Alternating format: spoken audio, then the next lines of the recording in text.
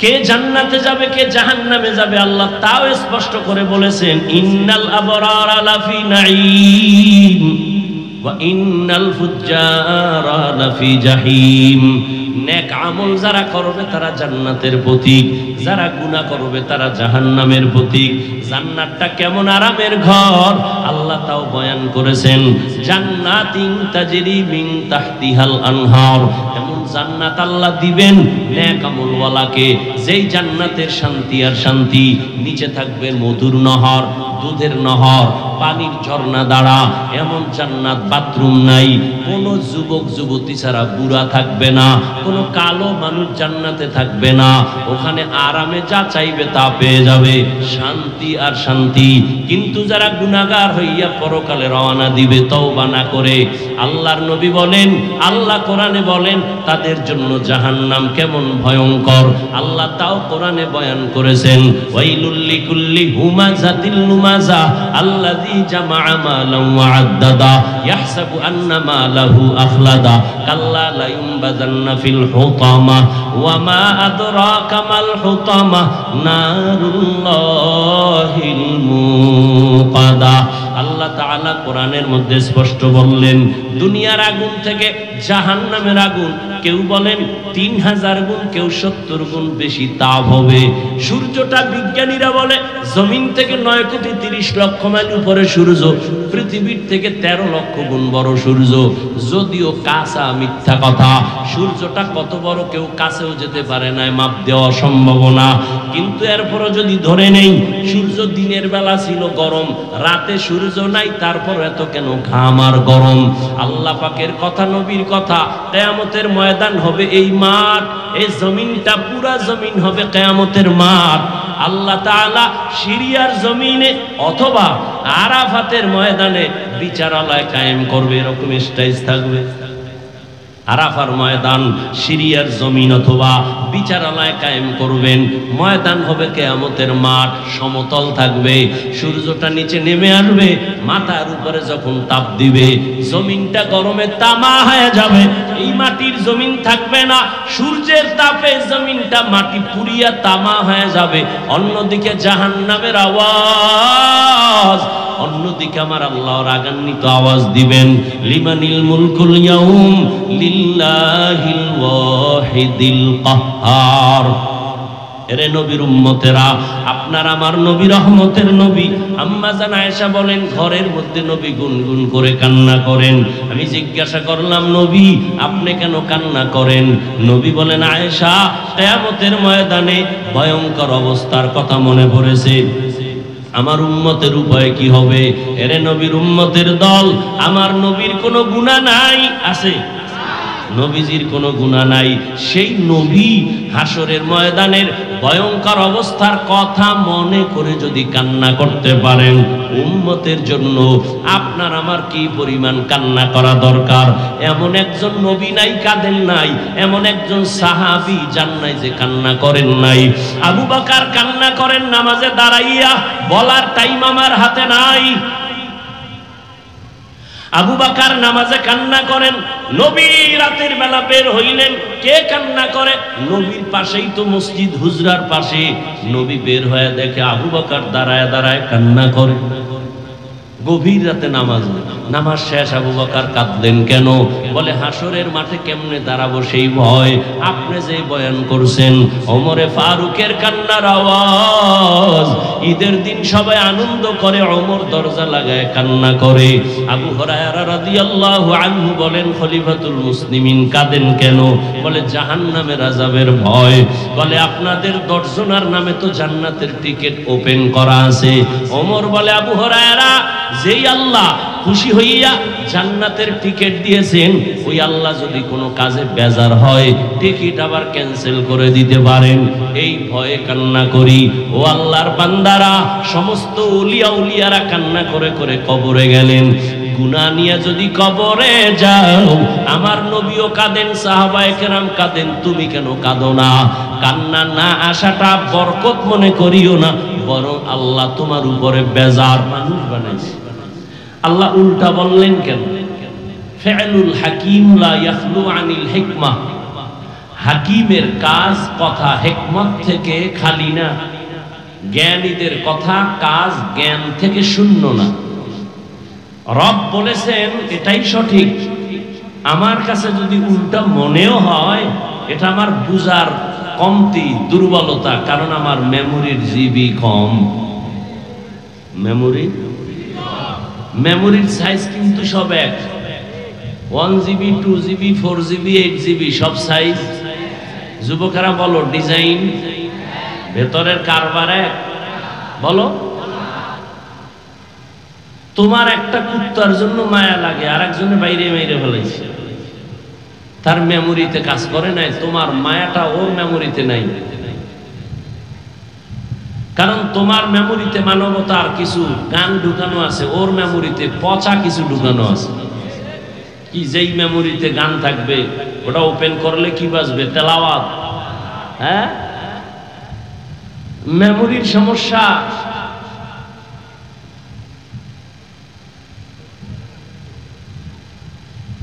মানুষ কুত্তা মারলে কষ্ট পায়, মানুষ মারতে কষ্ট পায় না। মেমোরির সমস্যা হয়ে গেছে।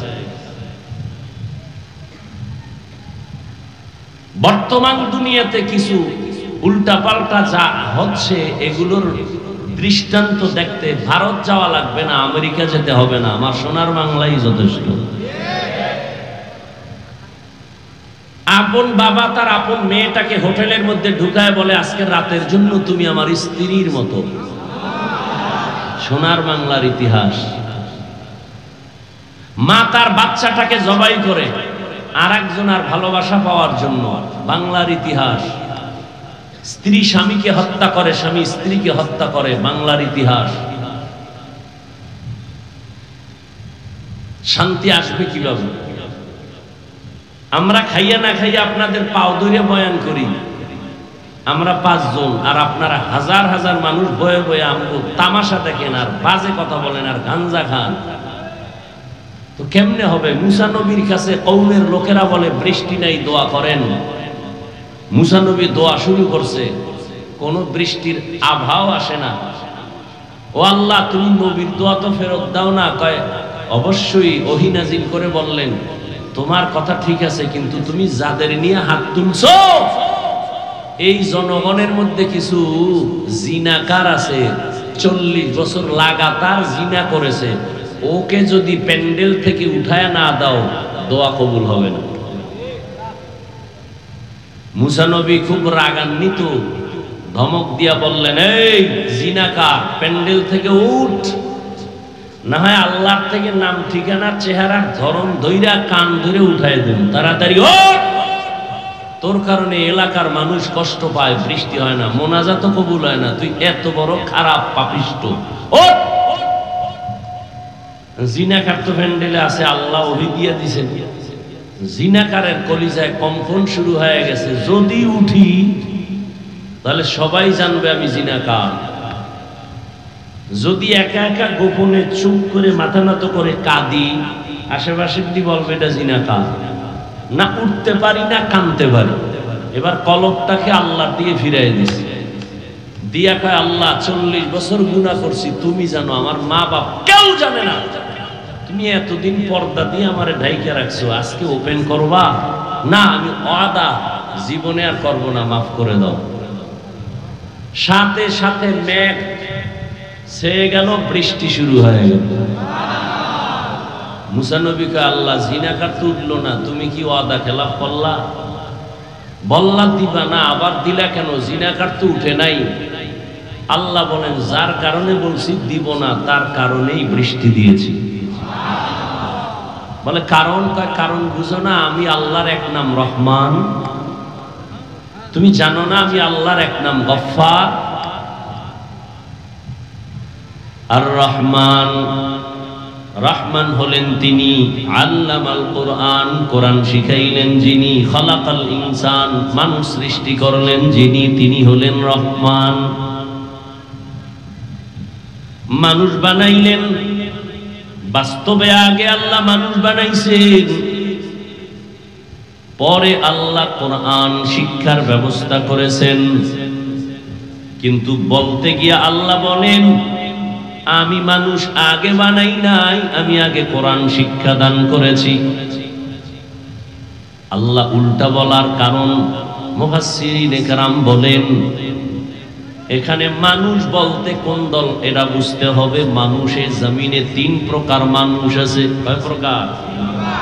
একদল মানুষ বংশগত মানুষ, আর একদল মানুষ হলো জন্মগত মানুষ, আর একদল মানুষ হলো গুণগত মানুষ। বংশগত মানুষ, যার বংশে জন্ম হয়, ওই বংশগত বাপ, বংশগত পিতা, তার সন্তান হলো বংশগত সন্তান। আমাদের বংশের পিতা আদম আলাইহিস সালাতু ওয়াস সালাম, তার বংশে আমরা আছি, এই হিসাবে আমরা মানুষ। হিন্দুরাও মানুষ, বৌদ্ধরাও মানুষ, ইহুদিরাও মানুষ, খ্রিস্টানেরাও মানুষ। কারণ ধর্মের লাইনে কেউ হিন্দু, কেউ বৌদ্ধ, কেউ ইহুদি, কেউ খ্রিস্টান, কিন্তু বাবা একজন আদম। কি বাবা একজন না? এক বাবার সন্তান, এক মায়ের সন্তান। বংশগত মানুষ আল্লাহর কাছে সফলতা অর্জন করতে পারবে না। মানুষের বংশে জন্ম হলেই তার মুক্তি হবে না। যদি হয় তাহলে হিন্দুরাও মুক্তি পাবে, ইহুদিও পাবে। কয় না না, বাবার 5 সন্তান, ওই সন্তান বাবার দোয়া পায়। যেই সন্তান বাবার কথা মতো চলে, ঠিক না? যে কথা মতো চলবে না, ওই সন্তান বাবার কিছুই পাবে না। ইহুদিও আদম নবীর সন্তান, খ্রিস্টানও সন্তান, বৌদ্ধ হিন্দু আমরাও সন্তান। কিন্তু আদমের যেই হুকুম ছিল, আল্লাহর বিধান জমিনে পালন করবে মানুষ। যারা মানছে, এখনো মানে, তারা কামিয়াব হবে। যারা মানে না, তারা আল্লাহর জান্নাত পাবে না। বংশগত মানুষ হলেই নাজাত পাওয়া যাবে না। দ্বিতীয় মানুষ হলো জন্মগত মানুষ। আমার আব্বা জানের ঔরসে আমার জন্ম, আমি জন্মের মানুষ। আমার জন্মগত বাবা আদম নাকি আর একজন? বুঝেন নাই? আদম নবী জন্মগত বাবা না বংশগত বাবা? আর বলেন না কেন? দুনিয়ার আউলা জাউলা বাবা চিনলেন, আসল বাবারে চিনেন না। না, একজনে লাল কাপড় বেচায় বয়ে রয়েছে, হে আপনার বাবা। আছে না নাই? আসল বাপ চিনেন। আসল বাবা বংশগত একজন আদম। তিনি মানুষের বংশের প্রথম। আদম আলাইহিস সালাম জন্মগত বাবা। আপনার বাবা যিনি, তিনি জন্মগত পিতা, আপনি তার জন্মগত সন্তান। আল্লাহর কাছে জন্মের পরিচয়, নাজাতের কোন রাস্তা খোলা নাই। আর একদল মানুষ হলো গুণের মানুষ, গুণগত মানুষ। বংশগত মানুষের দাম নাই, জন্মগত মানুষের মূল্য নাই, একমাত্র গুণগত মানুষের দাম আল্লাহর কাছে। কোন মানুষের দাম? এবার বুঝেন গুণের মানুষ কাকে বলে, ভালো করে বুঝার চেষ্টা করেন। যে কোনো জিনিস, যে কোনো বস্তু যেই কাজের জন্য সৃষ্টি করে বানায়, ওই কাজটা হলো ওই বস্তুটার মূল গুণ।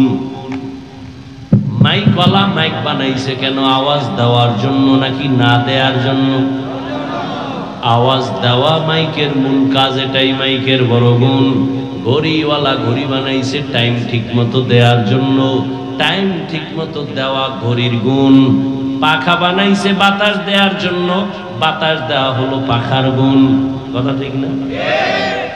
মাইক যদি আওয়াজ না দেয়, বলবে এটাকে লাথি মেরে ফেলে দাও, এটা গুণের মাইক না। বাতি বানাইছে আলো দেওয়ার জন্য, যদি আলো না দেয় ভেঙ্গে ফেলে, এটা গুণের বাতি না। ঠিক নি? পাখা বানাইছে বাতাস দেওয়ার জন্য, যদি বাতাস ঠিক মতো না দেয় ভেঙ্গে ফেল, এটা গুণের পাখা না। তাহলে যেই বস্তুটা যেই কাজের জন্য বানানো হয়, ওই কাজটা হলো ওই বস্তুর গুণ। মাইকের গুণ আওয়াজ দেওয়া, বাতির গুণ আলো দেওয়া, পাখার গুণ বাতাস দেওয়া। ঠিক নি? হ্যাঁ, এবার বুঝো মানুষ বানাইছেন কোন কাজের জন্য। মানুষ যেই কাজের জন্য বানাইছেন ওই কাজ হলো মানুষের আসল গুণ। আল্লাহ কোরআনের এক আয়াতে বলেন, মা খালাকতুল জিন্না ওয়াল ইনসা ইল্লা লিয়াবুদুন।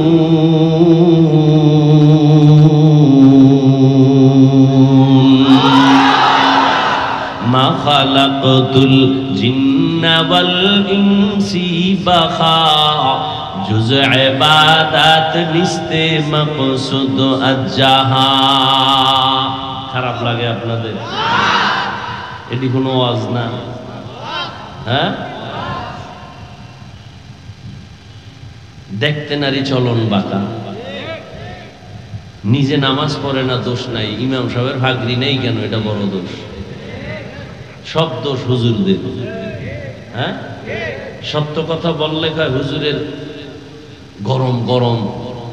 হুজুর কি হালকা ঠান্ডা বয়ান করলে বলে ইমান দুর্বল। ঠিক নেই? মানে সব জায়গায় হুজুর গো দোষ, কিন্তু সব জায়গায় অবদান হুজুরদের বেশি।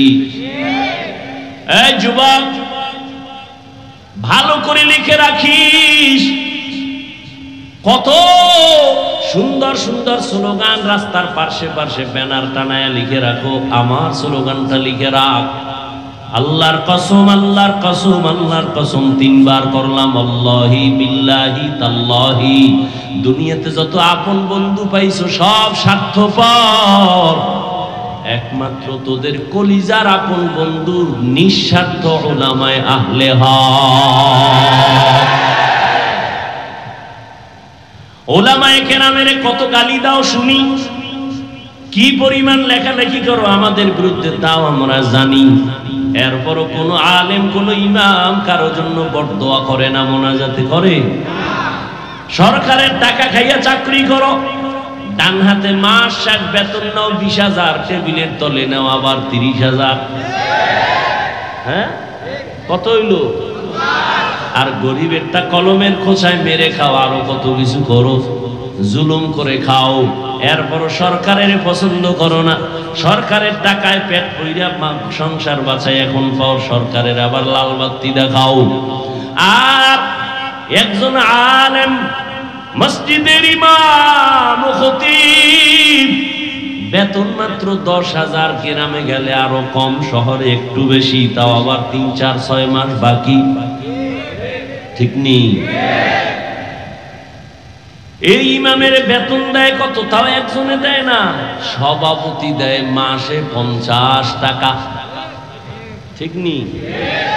সেক্রেটারি দেয় 30, রিক্সা ড্রাইভার দেয় 5 টাকা। তারও ধমক আছে, ইমাম সাহেব এক ওয়াক্ত না থাকলে কয়েক গেছিলেন কই।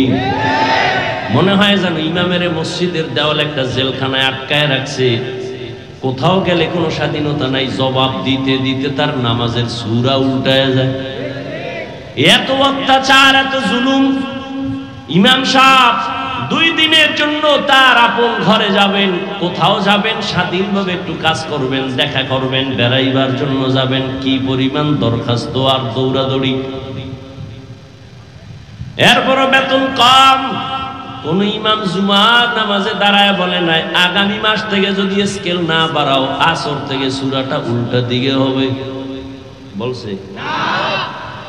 বরং মোনাজাতে দোয়া করে, আল্লাহ ব্যবসায়ীদের ব্যবসায় বরকত দাও, চাকরিজীবীর চাকরিতে বরকত দাও, অসুস্থ রোগীদের সুস্থ বানাও, কবরওয়ালাদের জান্নাত দিয়া দাও।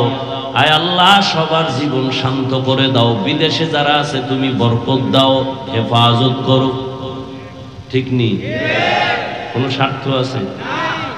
অতএব আমি বলে গেলাম, মানো আর না মানো, কারণ মেমোরি ডিস্টার্ব আছে। তোমার মেমোরি ডিস্টার্ব, মানো আর না মানো এটা সত্য কথা। এই দুনিয়ায় উলামায়ে আহলে হক ছাড়া উম্মতের আপন বন্ধু কেউ নাই। উদাহরণ নেও রে বাবা, মহামারী করোনার দিকে খবর নিয়েছো?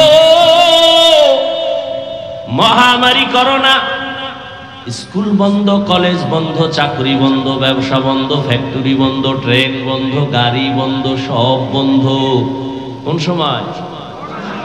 করোনার সময়। কিন্তু নজর করে দেখছনি মুসলমান, এ জমিনে আল্লাহর কোরআনের একটা মাদ্রাসাও বন্ধ হয় নাই। কত চাকরিজীবী চাকরি ছেড়ে দিল, ব্যবসায়ী ব্যবসা ছেড়ে দিল, কোনজন হুজুর চাকরি ছেড়ে দিছে না খায়া মারা গেছে। তুমি ট্রিপল মাস্ক লাগাইয়া হেফাজতে আসো, আবার মেডিসিন দিয়া বারবার হাত ধো। আমারও একজনে হুজুর ধুইবেননি। হাত ধোয়ার বয়ান তো মদিনার নবী করছেন, খানার আগে হাত ধো, খানার পরে হাত ধুইও। তুমি 13 বার ধুইলেও লাভ হবে না, আমরা একবার ধুইলেও সওয়াব হবে, কারণ আমরা রসুলের আদর্শ মতো হাত ধুই। এরে নবীরা আশেক, ওই মহামারী করোনায়, বাবায় করোনায় মরে গেল, সন্তানরা এলাকার গরিবদের টাকা দিয়ে কয় লাশটা টেনে ধরে রাস্তায় ফেলে দে। রাস্তায় বাবার লাশ পালায় জানালা দরওয়াজা আটকায় দিল। একবার ওই কুলাঙ্গার সন্তান নজর করে তাকায় নাই বাবার লাশটা কুত্তায় খাইলো নাকি জানাজা হলো। ইতিহাস ভুলে যাস না রে যুবক। রহমতের নবী ১৫০০ বছর আগে গর্ব করেছেন, বুড়ারা আমি মুহাম্মদের বিরোধিতা করেছে, যুবকেরা আমি মুহাম্মদের উপকার করেছে। ও যুবক, তুমি কি উপকার করছো মদিনার? দাড়ি রাখতে পারো নাই। যদি তুমি একজন দাড়িওয়ালাকে সাহস দিতি, এই যুবক আমি দাড়ি রাখতে পারি না, দরকার নবীর আদর্শ মতো, কিন্তু পারি না, দোয়া করিস তুই রাখছো আলহামদুলিল্লাহ। কিন্তু কপালটা যদি তোর এমন হয়, নিজেও দাড়ি রাখো না, একজন যুবক বয়ান শুনে দাড়ি রাখার পরে কয় বিয়ে করছনি, কয় না এত তাড়াতাড়ি বুজুর্গ হয়ে গেলি। এরকম কপাল ভরা আছে না নাই? জীবনে ওয়াজ তো কম শুনছো না, কম জানো না। একটা ওয়াজ আজকে থেকে ওয়াদা করে নিয়ে, এক ওয়াজ জীবনে পারলে কারো নেক আমল করব, উপকার করব, না পারলে চুপ থাকবো, কখনো কারো ক্ষতি করব না। পারলে কারো প্রশংসা করব, না পারলে জবান আর আঙ্গুল ফেসবুক থেকে গুটায় রাখবো, কারো বদনাম ছড়াবো না। আর ওয়াজ লাগবে না, জান্নাত পেয়ে যাবি যদি ওয়াজটা মানতে পারো যে নেক আমল পারি আর না পারি, গুনাহ করব না, কারো উপকার করতে পারি আলহামদুলিল্লাহ, না পারলে কারো ক্ষতি, কারো প্রশংসা পারলে করব, না পারলে কারো বদনাম করব না। আর ওয়াজ লাগবে না। এরে আল্লাহর গোলাম, মহামারী করোনায় শত শত লাশ এ দেশের টুপিওয়ালা উলামায়ে কেরাম কাঁধের মধ্যে নিয়ে গোসল করায়া, কাফন পরায়া, জানাজা পড়ালেন, দাফন করলেন। সন্তানের বাবা মারা গেছে, করোনায় কাছে যায় না, আর উলামায়ে কেরাম এই লাশগুলো কাঁধে নিয়ে কবরে রাখছেন, জানাজা গোসল সব। একজন টুপিওয়ালা হুজুরেও করোনায় মরে নাই। এখনো অনেকে মাস্ক পরে মরার ভয়। কি আল্লাহ নিয়ে গেলে রাখতে পারবে? অনেকে বলে না অমুক দল ক্ষমতায় আসলে আমগো মরণ, তাহলে কি করবি? আর এক দল আসলে আমগো বাঁচন। বাঁচানের মালিক, মারার মালিক দল, নেতা নেত্রী কে?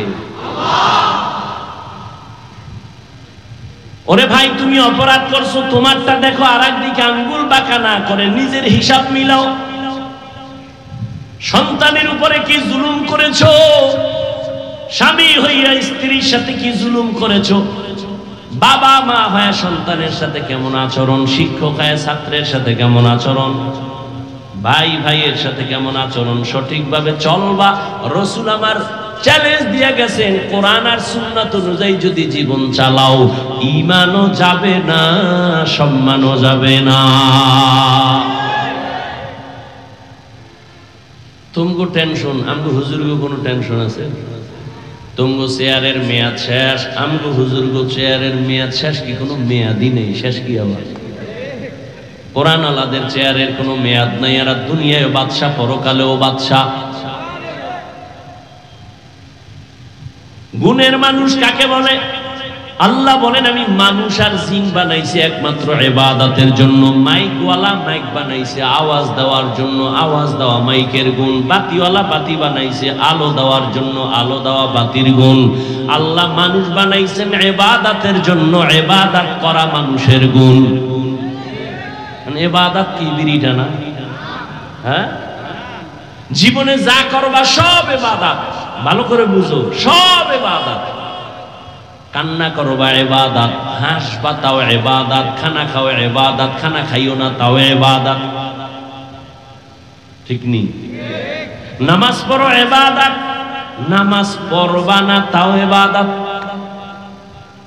এই বয়ানটা বেনামাজিরা শুনলে কি খুশি যে এতদিন শুনছি নামাজ পড়া ইবাদত, আজকে নতুন শুনলাম নামাজ না পড়াও ইবাদত। কথা শেষ না আরো আছে? সব শুনো। নামাজ পড়া যেমন ইবাদত, না পড়াটাও ইবাদত। রোজা রাখা যেমন ইবাদত, রোজা না রাখাটাও ইবাদত। তবে দুইটা শর্ত আছে, দুই শর্ত ছাড়া কোনোটা ইবাদত হবে না। এক নাম্বার শর্ত রিজা বিল কাজা, দ্বিতীয় শর্ত হলো তরিকায়ে রাসূল। আমি যা করব যা বলবো আমার আল্লাহর খুশির জন্য। আমি যা করব যা বলবো সব হবে মদিনাওয়ালা নবীর আদর্শ অনুযায়ী। তুমি হাসি দাও নবীর আদর্শের সওয়াব, নবীর তরিকায় কাঁদো তাতে সওয়াব, নবীর তরিকায় নামাজ পড়ো সওয়াব, ঈদের দিন রোজা রাখবা সওয়াব। কেন বলে নবীর তরিকায় নাই। ঠিক নি? মাগরিবের ফরজ নামাজ 3 রাকাত। একজনে 3 রাকাতের শেষে বয়ে বয়ে চিন্তা করে আল্লাহরে আরো 2টা সেজদা বাড়াইয়া বেজোর না রাইখা জোর বানায় 4 রাকাত করি। হবে? কেন হবে না? সে তো নামাজি পড়ছে, আল্লাহকেই সেজদা দিছে আর কাউকে দেয় নাই, তারপরও কেন হবে না?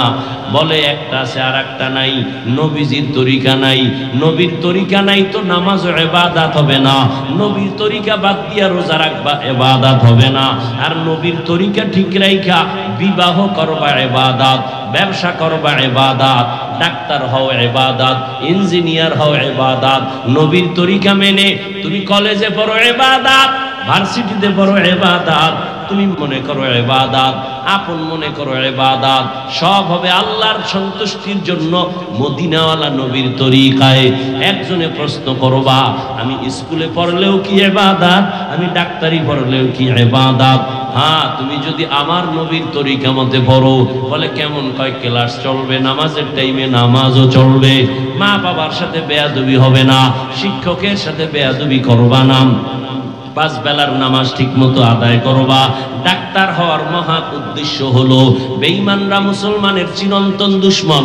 ওরা যদি চিৎকার দিয়া কয় আমাদের ভারতের ভিসা বন্ধ, চিকিৎসা বন্ধ, ঔষধ সরবরাহ করা বন্ধ, মুসলমান ডাক্তার দাঁড়াইয়া বেঈমানের মুখে থুতু নিক্ষেপ করে বলে দিবি বেঈমানের বাচ্চারা তোদের ঔষধ লাগবে না, তোদের ডাক্তার লাগবে না, ইনশাআল্লাহ আমাদের মুসলমানের জন্য আমরা মুসলমান ডাক্তারেরাই যথেষ্ট।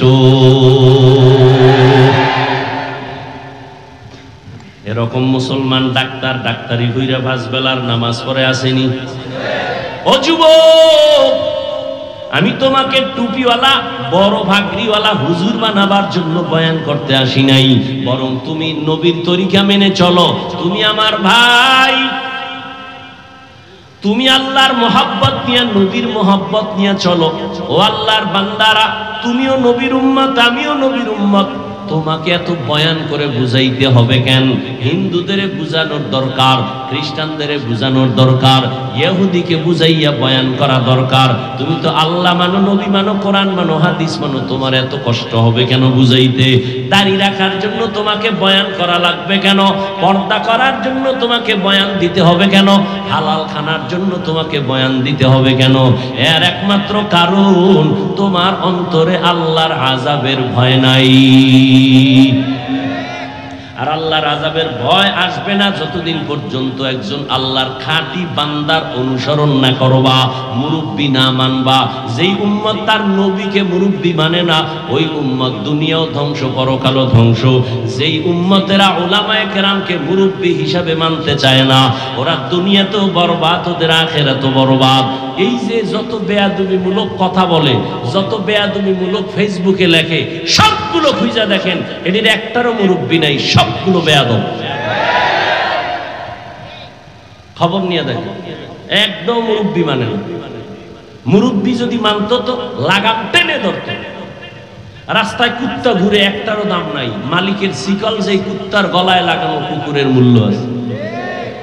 কথা ঠিক না? আকাশে পাখি উঠতেছে কোটি কোটি, কোনো দাম নাই। খাঁচায় আটকানো পাখির দাম। তুমি বেপরোয়া জীবন চালাও, তোমার কোনো মূল্য নাই। কিন্তু তুমি যদি মালিকের কালেমার রশি লাগায়া আল্লাহর প্রিয় বান্দাদের পরামর্শে চলো, তখন কথা বলার ব্যালেন্স ফিরে আসবে, কদম দেওয়ার ব্যালেন্স ফিরে আসবে।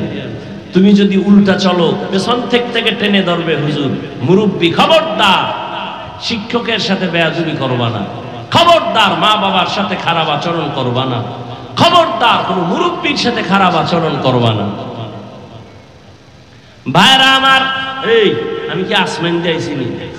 ও যুবকরা বল, আমি তো তোর মতো একটাই সন্তান, আমি তোমার মতোই তো ছিলাম না? আর একেবারে বড় কিছু হয়ে গেছি, বয়স মুরব্বি, তাও তো না। কি এই গরমের ভেতরে টুপি মাথায় রাখা কত কঠিন, তোমার থেকে মোটেও কম বুঝি না। দাড়ি রাখলে যৌবনের ভাব চলে যায়, কম বুঝি না। লম্বা জামাটা পরার কারণে শরীরটা গরম লাগে, কম বুঝি না। আমি যদি চিন্তা করিয়া তোমার মতো প্যান্ট শার্ট টাই লাগায়া দাড়ি কাইটা রাস্তায় মাস্তানি ভাব নিয়ে চলতাম, কেউ আমাকে বাধা দিত না। বরং এই টুপির কারণে কত মানুষ বাজে কথা কয়। যার টুপি নাই এরে কয় না, আমি 5 কুল্লি দিছি আমারে কয়। যার টুপি নাই এরে কয় না। যার দাড়ি নাই তারে কিছু বলে না, যার দাড়ি আছে তাদেরকে দাড়িওয়ালা বলে, কত পাগল পাগল কথা বলে। এই জামা দেখে কত বাজে কথা বলে, হুজুরেরা জামার কাপড়ের দাম বাড়ায় দিছে বেশি। আরো কত কথা জীবনে শুনলাম। মাদ্রাসায় পড়ছি, কওমি মাদ্রাসায়। যে কওমির অবদান অস্বীকার করবে, পৃথিবীর নিকৃষ্ট তাজা মুনাফিক। রাজনীতির ময়দানে কওমিদের অবদান সর্বোচ্চ। খেলাফতের লাইনে, সিয়াসাতের লাইনে, তাসকিয়ায়ে নফসের লাইনে, তরিকাতের লাইনে দেওবন্দীদের সর্বোচ্চ অবদান। বাতিলের বিরুদ্ধে যত আন্দোলন, সেখানেও কওমিদের বড় অবদান। যারা অস্বীকার করবে তারা বর্তমান দুনিয়াতে নিকৃষ্ট তাজা মুনাফিক। এর যুবক, কিন্তু বাংলাদেশটারও গুছাই আনতে 1 ঘন্টার বেশি লাগে না। লাগে যেমন আমার ছাত্র জনতা এক হয়ে গেল, মুরব্বীদের পরামর্শে চলছে, তো সফলতা চলে আসছে। কথা বলেন, মুরব্বী ছাড়া চলছে ওরা? ওগো পরামর্শ কেউ দেয় নাই? পরামর্শ নিয়ে যখন চলছে, একটা সফলতায় চলে আসছে। আমাদের দেশে আলেম কম না বেশি? মাদ্রাসা কম না বেশি? মুরব্বীদের মাথা হাতে নিজেকে যখন কন্ট্রোল না করবে, যতদিন পর্যন্ত ততদিন ঐক্যের আওয়াজ চলবে, সমাধানে আসবে না। ভাইরা আমার, বড় কঠিন। ও যুবক, আমিও যদি তোমার লাইনে চলতাম পারতাম। কেন চলি না? কারণ আমি টুপিদারির কারণে সরকার আমারে গোপনে টাকা দেয়। আলাদা বেতন দেয় না। মসজিদে আমার জন্য বিশাল কিছু দেয়, তাও দেয় না। তাহলে কারণটা কি? একমাত্র কারণ, আল্লাহর কোরআন পড়লাম, পয়গম্বরের হাদিস পড়লাম, একটা কথাও মিথ্যা, কোনো ভুল, কোনো সন্দেহ নাই। সন্দেহ আছে কিনা অপচেষ্টা করেছে পৃথিবীর বড় বড় বেঈমানেরা, পায় নাই একটা সন্দেহ। বরং অনেক বিধর্মী কালেমা পড়ে মুসলমান হয়ে গেল। ও যুবক আল্লাহর গোলাম, তুমি যেই আল্লাহ মানো আমিও সে আল্লাহ মানি। তোমার আল্লাহ আমার আল্লাহ এক না দুই? সবাই একমত? তোমার নবী আমার নবী, তোমার কোরআন আমার কোরআন, তোমার কাবা আমার কাবা, তোমার ধর্ম আমার ধর্ম, তোমার কালেমা আমার কালেমা। তুমি আমি দুনিয়াতে আসছি, এক বিদায় বেলা কাফন হবে তিনটা, কালার হবে আলাদা। হুজুরদের কালার একরকম, তোমার কাফনের কালার একরকম। কোটিপতি মারা গেলে কাফন একটা সম্মানের কারণে বাড়ায় দিবে, 3টার থেকে 4টা দিবে। গরিব রিক্সা ড্রাইভার মরে গেলে গরিব হওয়ার কারণে একটা কাফন কমায় দিবে। সবার কাফনের কালার এক, কবরের সাইজও হবে এক, প্রশ্ন হবে 3টা তাও এক। রবের পরিচয় দাও, ধর্মের পরিচয় দাও, রহমাতুল লিল আলামিনের পরিচয় দাও। এই 3টা প্রশ্ন আমাকে আপনাকে সবাইকে করা হবে। ও আল্লাহর বান্দারা, আল্লাহর কোরআন সত্য। যুবকেরা বলো, ওই কোরআনে জান্নাতের বয়ান আসেনি? আছে? বলো, জাহান্নামের বয়ান আসেনি? কে জান্নাতে যাবে কে জাহান্নামে যাবে আল্লাহ তাও স্পষ্ট করে বলেছেন, ইন্নাল আবরারা লাফি নাঈম ওয়া ইন্নাল ফুজ্জারা লাফি জাহিম। নেক আমল যারা করবে তারা জান্নাতের প্রতীক, যারা গুনাহ করবে তারা জাহান্নামের প্রতীক। জান্নাতটা কেমন আরামের ঘর আল্লাহ তাও বয়ান করেছেন, জান্নাতিন তাজরি মিন তাহতিহাল আনহার। এমন জান্নাত আল্লাহ দিবেন নেক আমলওয়ালাকে, যেই জান্নাতের শান্তি আর শান্তি, নিচে থাকবে মধুর নহর, দুধের নহর, পানির ঝর্ণা দ্বারা। এমন জান্নাত বাথরুম নাই, কোনো যুবক যুবতী ছাড়া বুড়া থাকবে না, কোনো কালো মানুষ জান্নাতে থাকবে না। ওখানে আরামে যা চাইবে তা পেয়ে যাবে, শান্তি আর শান্তি। কিন্তু যারা গুনাহগার হইয়া পরকালে রওনা দিবে তওবা না করে, আল্লাহর নবী বলেন, আল্লাহ কোরআনে বলেন, তাদের জন্য জাহান্নাম কেমন ভয়ঙ্কর আল্লাহ তাও কোরআনে বয়ান করেছেন। ওয়াইলুল লিকুল্লি হুমাযাতিল লুমাযা আল্লাযী জামাআ মালান ওয়া আদ্দাদা ইয়াহসাবু আন্না মালাহু আখলাদা কাল্লা লা ইউনবাযান্না ফিল হুতামা ওয়া মা আদরাকা মাল হুতামা নারুল্লাহিল মুকাদা। আল্লাহ তাআলা কোরআনের মধ্যে স্পষ্ট বললেন, দুনিয়ার আগুন থেকে জাহান্নামের আগুন কেউ বলেন 3000 গুণ, কেউ 70 গুণ বেশি তাপ হবে। সূর্যটা বিজ্ঞানীরা বলে জমিন থেকে 9,30,00,000 মাইল উপরে সূর্য, পৃথিবীর থেকে 13 লক্ষ গুণ বড় সূর্য। যদিও কাঁচা মিথ্যা কথা, সূর্যটা কত বড় কেউ কাছেও যেতে পারে না, মাপ দেওয়া সম্ভব না। কিন্তু এরপরও যদি ধরে নেই সূর্য দিনের বেলা ছিল গরম, রাতে সূর্য নাই, তারপর এত কেন ঘাম আর গরম? আল্লাহ পাকের কথা, নবীর কথা, কিয়ামতের ময়দান হবে এই মাঠ, এই জমিনটা পুরা জমিন হবে কিয়ামতের মাঠ। আল্লাহ তাআলা সিরিয়ার জমিনে অথবা আরাফাতের ময়দানে বিচারালয় কায়েম করবে, এরকম স্টেজ থাকবে। আরাফার ময়দান, সিরিয়ার জমিন অথবা বিচারালয় কায়েম করবেন। ময়দান হবে কিয়ামতের মাঠ, সমতল থাকবে, সূর্যটা নিচে নেমে আসবে, মাথার উপরে যখন তাপ দিবে জমিনটা গরমে তামা হয়ে যাবে। এই মাটির জমিন থাকবে না, সূর্যের তাপে জমিনটা মাটি পুড়িয়া তামা হয়ে যাবে। অন্যদিকে জাহান্নামের আওয়াজ, অন্যদিকে আমার আল্লাহ রাগান্বিত আওয়াজ দিবেন, লিমানিল মুলকুল ইয়াউম লিল্লাহিল ওয়াহিদিল কাহ্হার। এরে নবীর উম্মতেরা, আপনার আমার নবী রহমতের নবী। আম্মা জান আয়েশা বলেন, ঘরের মধ্যে নবী গুনগুন করে কান্না করেন। আমি জিজ্ঞাসা করলাম, নবী আপনি কেন কান্না করেন? নবী বলেন, আয়েশা, কিয়ামতের ময়দানে ভয়ঙ্কর অবস্থার কথা মনে পড়েছে। আমার উম্মতের উপায় কি হবে? এরে নবীর উম্মতের দল, আমার নবীর কোনো গুনাহ নাই, আছে? নবীজির কোনো গুনাহ নাই। সেই নবী হাসরের ময়দানের ভয়ঙ্কর অবস্থার কথা মনে করে যদি কান্না করতে পারেন, উম্মতের জন্য আপনার আমার কি পরিমাণ কান্না করা দরকার। এমন একজন নবী নাই কাঁদেন নাই, এমন একজন সাহাবী যান নাই যে কান্না করেন নাই। আবু বকর কান্না করেন নামাজে দাঁড়াইয়া, বলার টাইম আমার হাতে নাই। আবু বকর নামাজে কান্না করেন, নবী রাতের বেলা বের হইলেন, কে কান্না করে? নবীর পাশেই তো মসজিদ, হুজরার পাশে।